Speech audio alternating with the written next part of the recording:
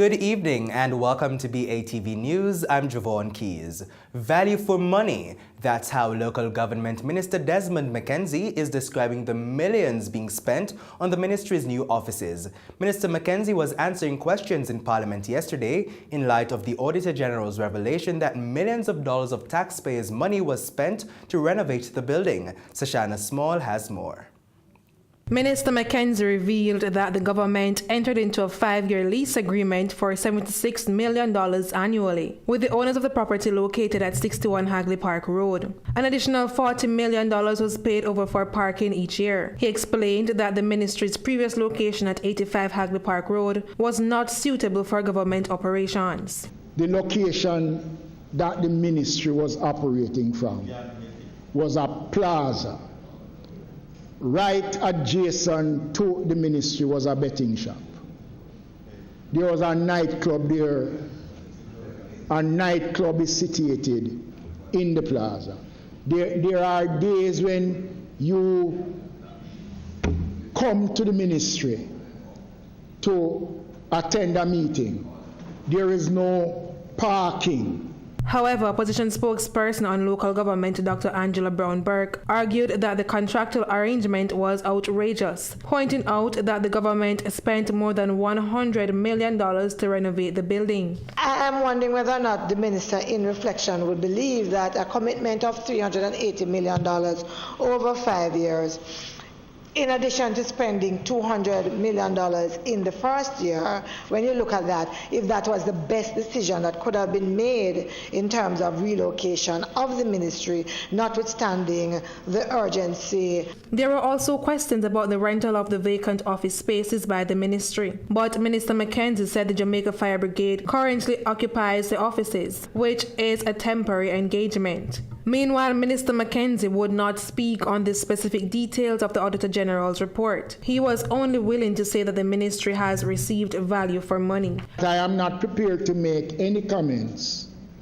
on the report of the Auditor General on this matter, because at some point in time, the ministry will have the opportunity to come to the Parliament to speak to the issues raised in the Auditor General's report. But just to say, member, that I believe that there is value for money and the long-term benefit is in the interest of the staff and the production of the ministry. For BATV News, I'm Sashana Small. Minister of Finance and the Public Service Dr. Nigel Clark is moving to allay concerns that a cut in funding for the South Coast Highway project will delay or derail the roadwork. Here's more. Finance Minister Dr. Nigel Clark told yesterday's sitting of Parliament's Standing Finance Committee that procurement for the South Coast Highway is expected to start as early as next week. But Member of Parliament for East St. Thomas, Dr. Fenton Ferguson, took the opportunity to argue that his constituents feel abandoned by the government. I think the people really want to be clear. If we are going to tender, we must be clear about what kind of time we're putting in place so that when next we go back to our constituents, we will be in a position to say something with certainty. Because as it is now, what I can tell you, I don't know about what is happening with James in the West, but I can tell you in the East right now, the people, and I'm talking across political lines, are ready to go to war. But Dr. Clark explained that work is expected to start in March. He reminded the House that the project's budget cut is only reflective of one aspect of the work to be done. The Ministry of Economic Growth and Job Creation, over the next few weeks, will begin the procurement process for the construction to take place. Right? So the procurement process is going to start. Short window. A short window. I mean, I will we obviously say that procurement is not an overnight thing. You know, for things to be transparent, you have to give a few weeks for bids to come in and so forth. But it will begin.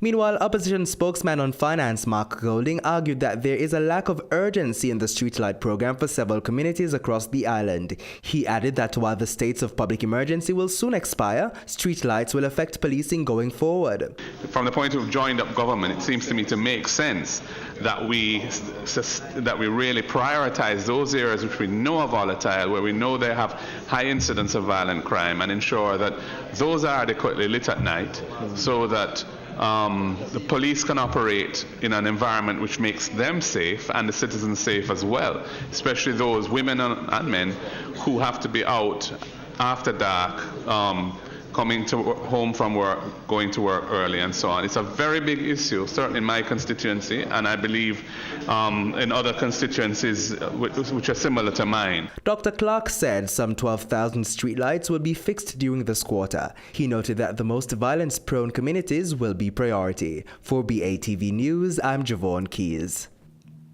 The Union of Clerical, Administrative and Supervisory Employees, UCASE, says the government is losing out on billions of dollars in NIS contribution from workers employed on the infrastructure projects being run by the Chinese. More in this report. General Secretary of UCASE John Levy says workers employed on these projects do not provide information such as their National Insurance Scheme NIS number. And because of this, these workers do not contribute any of what they earn to the government scheme. You don't give any NIS number to the company that you're working for. You don't give any TRN number.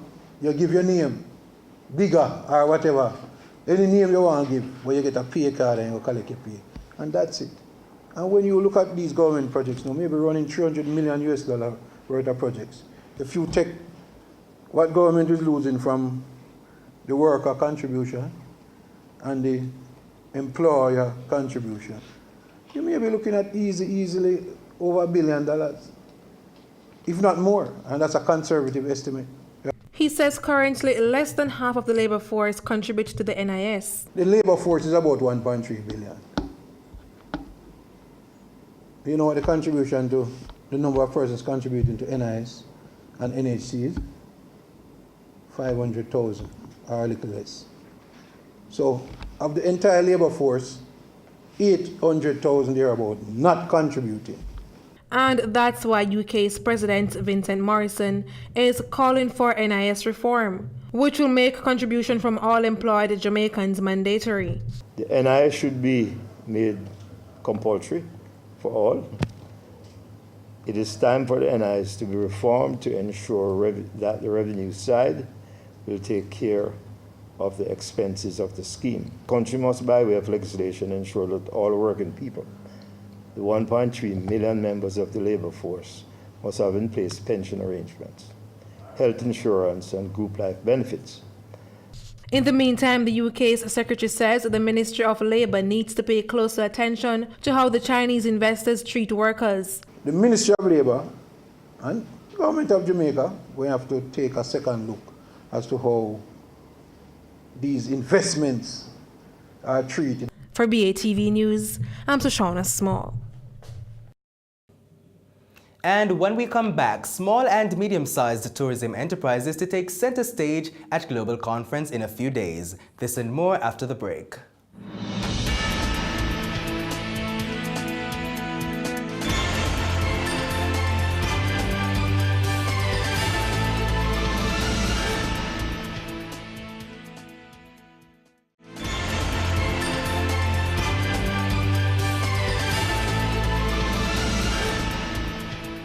Welcome back.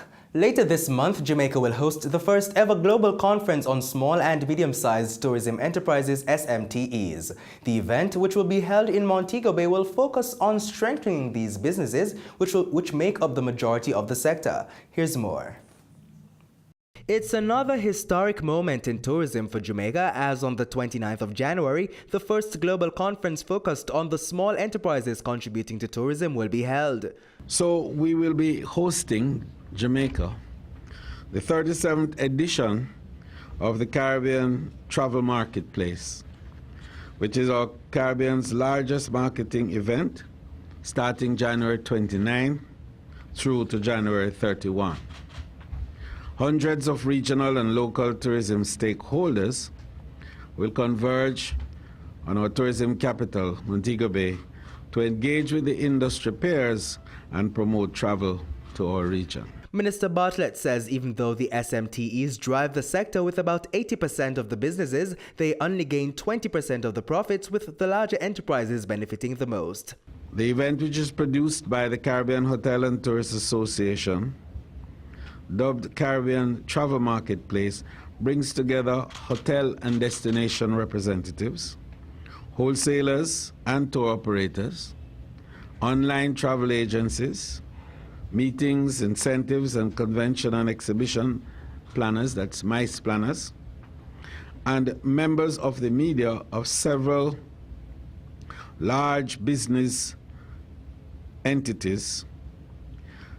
And the media members, of course, representing varying media houses, will also be involving themselves in a number of programs with us, as they seek not only to highlight the events of the marketplace, but to showcase Jamaica as a destination. The conference will have three main aims. So we have to date some 140 buyers. And these are companies seeking to purchase rooms, which is very important to us. And just to indicate that this is the largest number of buyers that we have had since 2012. There will be delegates from 24 Caribbean destinations. And for the first time, we will have major representation from China and India, which represents two of the largest potential travel markets. The global conference on SMTEs, along with the Caribbean Marketplace, which will also take place that week in Montego Bay, will attract a number of regional and international tourism stakeholders. For BATV News, I'm Javon Keys. Meanwhile, Tourism Minister Edmund Bartlett says Jamaica needs to tap into the almost $180 billion health and wellness tourism industry, with coffee products as a large part of that thrust. More in this report.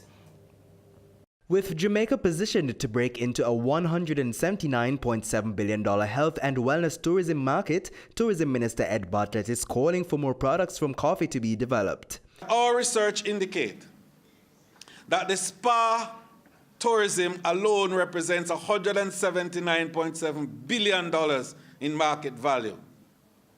And the wellness visitors spend 65% more than the average visitors does.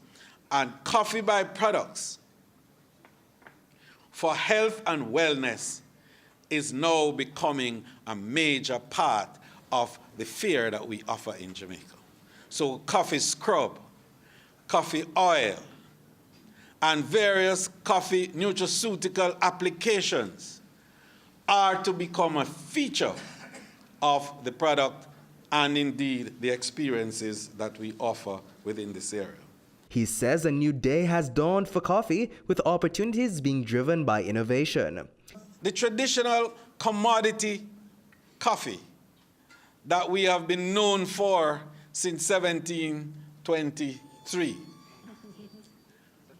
is in for a new day. And that ideas and innovation and startups and the use of technology must redefine what the new coffee must be. That is why he says the remaining 80% of the coffee bean after brewing must be used for value-added products. Instead of only using 20% of that bean which produces the beverage, we can use 100% of that bean. And it is that 80% which we had thrown away and call it the chaff or the chaff or the trash or whatever we call it, that must now be used to create the value added and to give us the growth that we require. For BATV News, I'm Javon Keys. More cruise ship passengers visited Margaritaville, Grand Turks last quarter, and they also spent more money. This resulted in Margaritaville, Grand Turk earning over $1.5 million in revenue for its second quarter. Here's more. Revenue for the quarter was US $1.7 million, compared to the $390,000 earned in the corresponding period last year. In addition, passengers who stopped by Margaritaville spent more money this quarter. This increased to US $7.06 per passenger, compared to the US $6.73 they spent during the same period last year. But the company says last year's second quarter revenue was low because the port was closed for 2 months following the passage of back-to-back hurricanes Irma and Maria in September. The company also earned a profit this quarter compared to the loss it sustained in the same quarter last year. Net profit for the quarter was over $106,000 compared to the net loss of over $62,000 for the similar quarter last year. In addition, earnings per share for the quarter is 16 US cents. Expenditure for the quarter also increased, up from over $98,000 in the first quarter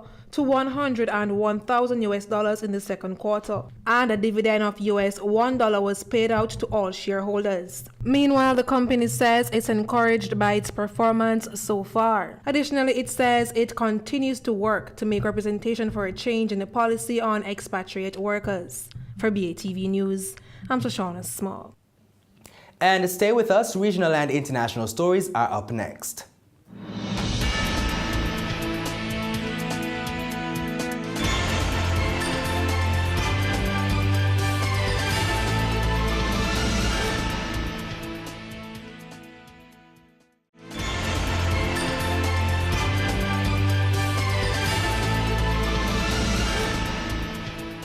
Welcome back. Time now for regional and international news.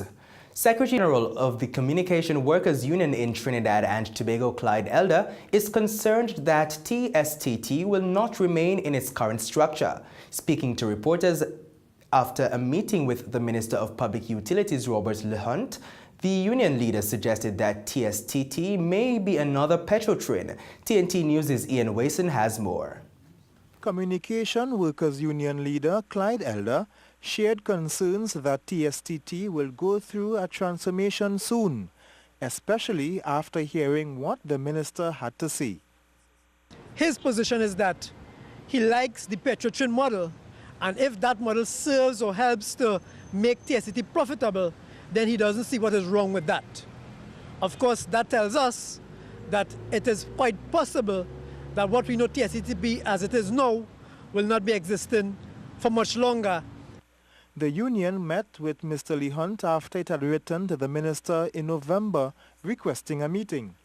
The minister, according to Mr. Elder, said he's in support of TSTT's plan to save 1,300 jobs.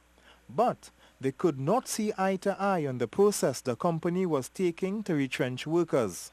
And of course, we are going to challenge the process as we see fit through the normal courses that we have engaged in. In fact, we are in court right now. The workers were also concerned about a rumor circulating there was no money to pay severance at the end of the month.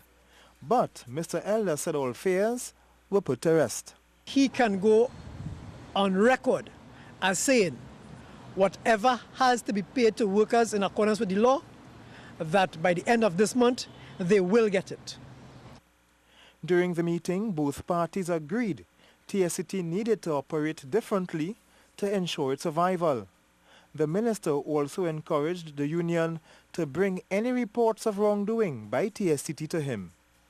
Ian Wason, TTT News. Colombian authorities have dismantled the country's first official camp for Venezuelan migrants. Almost 700 people took shelter in the tent city in Bogota when it opened in November. While city officials say all migrants have found alternative lodging, many may end up on the streets. Al Jazeera's Alessandro Rampietti reports. In the early morning hours, the last 83 Venezuelan migrants in this camp pick up what belongings they have as city workers dismantle the bright yellow tents they've called home for the last 2 months. For Rosangela Mundarain, who's been struggling to find work, the decision by Bogota officials almost certainly means she'll end up back on the streets. We don't have money to rent a room. Many of us are in the same situation. Despite being warned of the shutdown, we weren't able to find an alternative. We'll try to collect all we have and see if we can rent a room altogether, but I doubt it. The encampment was always meant to be temporary. When it opened in November, 900 migrants were moved here after city's authorities ordered them to vacate a makeshift site located kilometers away. Only a few have found work or a roof since. The city of Bogotá will safely store their belongings for free for a month. It's also offered free transportation to those Venezuelans who find a place to stay. Buses have also been arranged for those who want to head to the border to return home. Gabriela Morales was 5 months pregnant when she left the Venezuelan city of Maracaibo with her husband and daughter.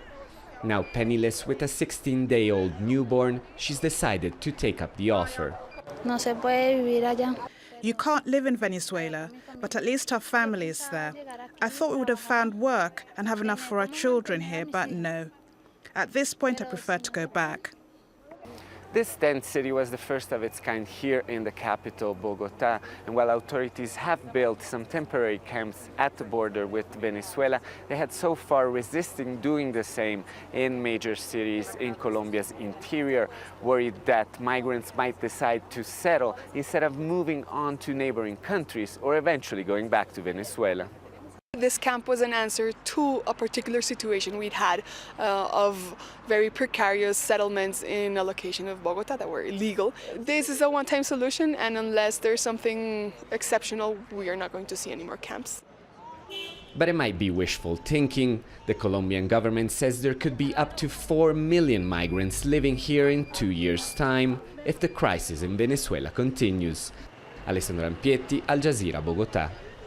Following yesterday's crushing Brexit defeat vote, Theresa May's government today survived with a no-confidence motion brought forward by the opposition Labour Party.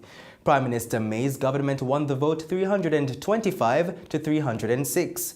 In responding to the vote, the Prime Minister confirmed that she will be holding talks with senior politicians to discuss moving forward with Brexit. On a point of order, Mr. Speaker, I'm pleased that this House has expressed its confidence in the government tonight. I do not take this responsibility lightly, and my government will continue its work to increase our prosperity, guarantee our security, and to strengthen our union.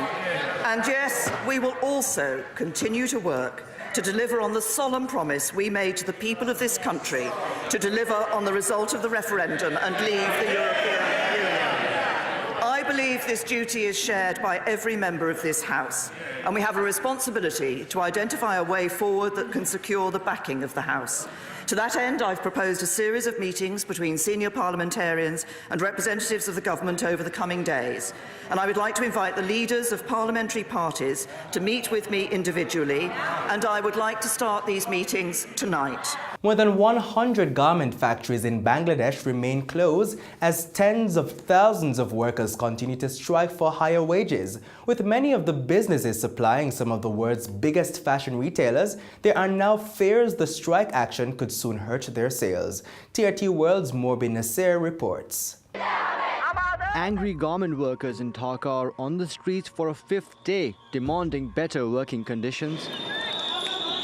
The protest began after the government hiked the minimum wage for the first time in 5 years because the workers say it's too little, too late.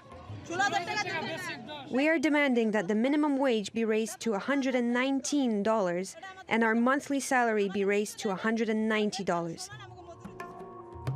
The government's raised the minimum compensation from $63 a month to $96. But prices have been rising more than 6% each year since 2013, while textile exports have grown by about 5% each year to more than $30 billion. That's turned Bangladesh into the world's second largest textile exporter after China. It sells to brands like Zara, H&M and Calvin Klein. But many workers say the government hasn't kept its promise to improve their livelihoods and that only the factory owners benefit from the fruit of their labor. I have been working in Al Muslim Garments for the last 10 years. In this time, the factory has gone from being a single-story building to 12 floors. But what did we get? Just $6? So far, the government's responded with force, killing one protester and injuring dozens of others. that could fuel more protests and jeopardize Bangladesh's biggest industry. Mubin Nasir, TRT World. And stay with us, Talking Stocks comes up next.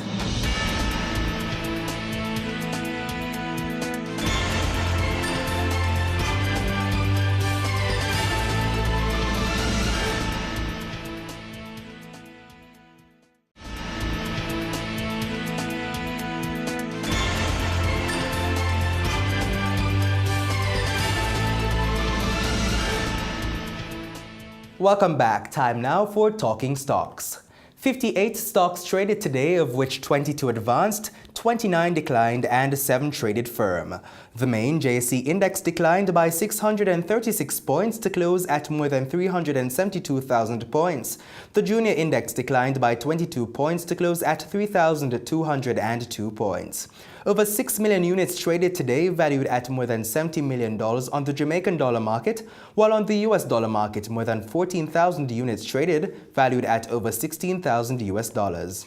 Fontana, with over 2.8 million units trading, accounted for 45% of market volume. Mayberry Investments, with 1 million units trading, was second, and Radio Jamaica, with more than 254,000 units trading, was third, making up 4% of the market volume, which crossed the floor. The main advances were Pulse Investments, gaining 47 cents to close at $3.17, followed by Siboney Group, up 2 cents to close at 14 cents, and Main Event Entertainment Group, up 52 cents to close at $6.52. The main decliners were Epley Limited, down 68 cents to close at $9.32, followed by CAC 2000 at 9.5%, Cumulative Redeemable Preference Shares down 6 cents to close at $1.10, and 1834 Investments Ordinary Shares down 5 cents to close at $1.05. And that's the news. But before we go, a recap of our top story. Value for money. That's how Local Government Minister Desmond McKenzie is describing the millions being spent on the ministry's new offices. Minister McKenzie was answering questions in Parliament yesterday in light of the Auditor General's revelation that millions of dollars of taxpayers' money was spent to renovate the building. Thanks for watching. For more content, please visit our website at batvja.com and follow us on social media. I'm Javon Keys. Pleasant viewing.